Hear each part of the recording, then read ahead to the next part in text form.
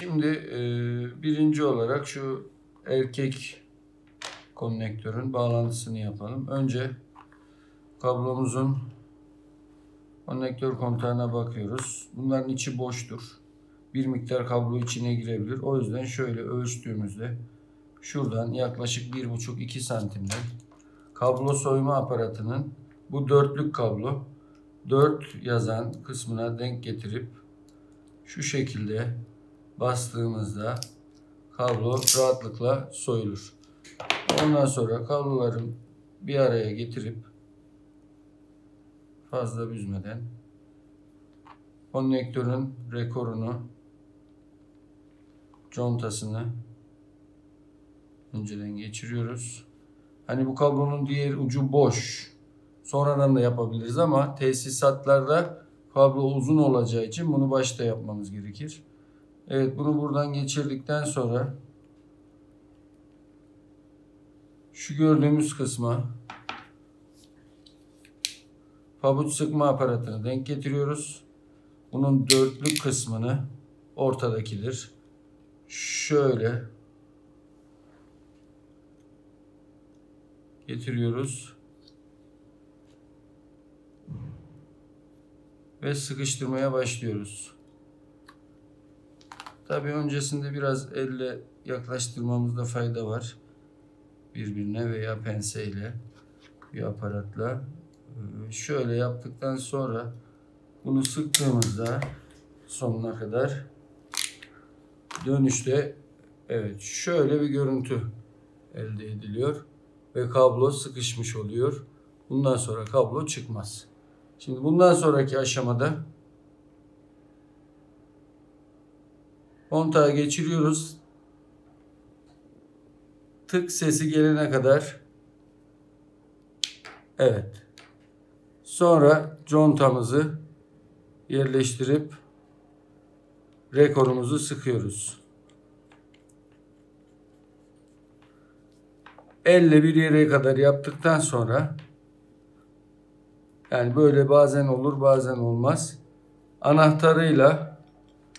bunun anahtarıyla sıkıştırma işlemine bu şekilde devam ediyoruz ve sıkıştırıyoruz. Şöyle tutalım.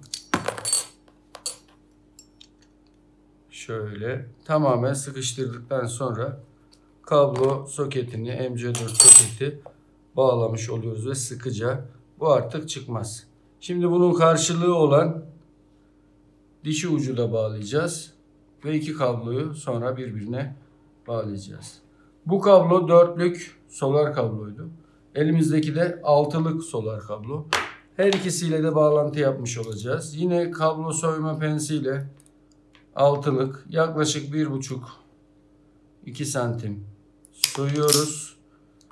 Aynı işlemle yine soket rekorunu, contasını ve kontağını yerleştiriyoruz.